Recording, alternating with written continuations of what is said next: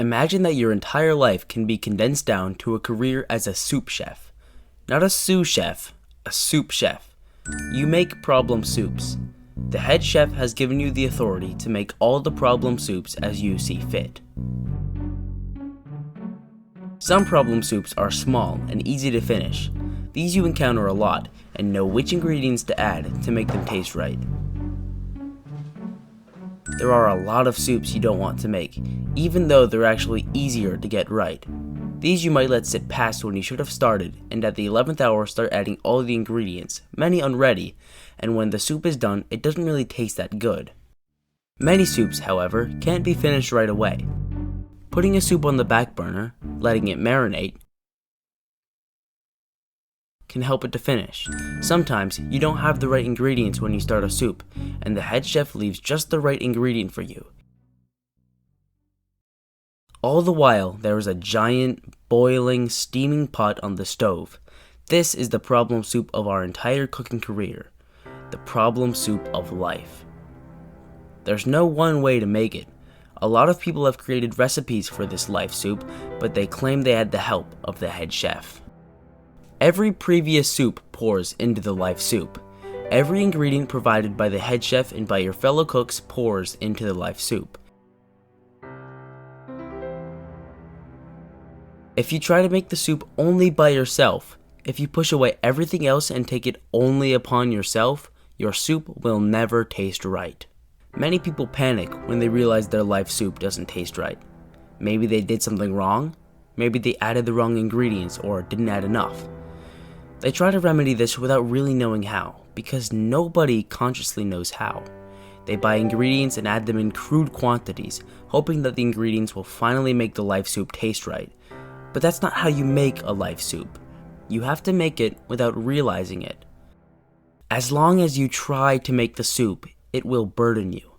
As long as you focus on the soup and try to add to it using conscious principles, it will evade you and frustrate you. It will never taste right because desperate ingredients fizzle out quickly. Life soup must be a product of intuition.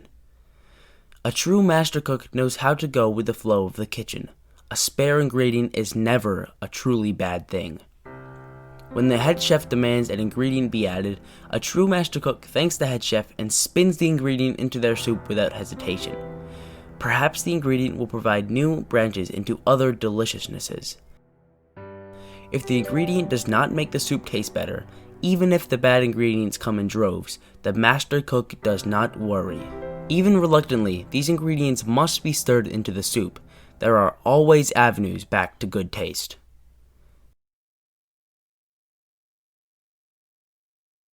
We all hope to wake up one day and walk to the stove and taste the soup and realize it had in fact finished while we were working on something else. But life soup isn't meant to be finished, even though we come to our job as cooks with a fierce drive to do exactly that. Paradoxically, the soup begins to taste better when you realize that, but the soup is not useless. Whichever taste you choose to pursue in your career, the Christian recipe, the Muslim recipe, the Hindu recipe, whichever, your soup does not go cold. When you at last step away from the stovetop and you flick off the burner and you hang up your apron and you take off your smock, the head chef thanks you and takes your soup and it is not served. Your soup is given to others. Your soup is poured into their life soups. Your soup is poured into your children's soups and your friends' soups and your family members' soups. In this sense, your soup is infinite and everybody's soup is infinite. And before you, your parents' soup was shared. And before your parents, their parents' soup, and everyone they have ever spoken with, or hugged, or driven somewhere, or eaten with, or slept with, or insulted, or kissed, or punched, or celebrated with, or shaken hands with. Learn such grace and elegance with the spoon, that when your children must add your soup to theirs, they can taste the technique, and so taste your mastery, and so learn from it. The best part about master cooking is that anyone can do it, because it doesn't take conscious skill. Anyone can learn intuition. Anybody can learn to spin ingredients into their soups without hesitation, because that ability is inside all of us.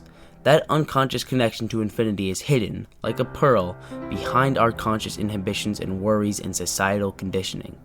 We think these conscious walls are meant to protect us, but they are clunky and man-made. The master cook trusts that as long as he directs his techniques toward the taste he wants, his deeper intuition will lead him towards true north, towards his desired taste.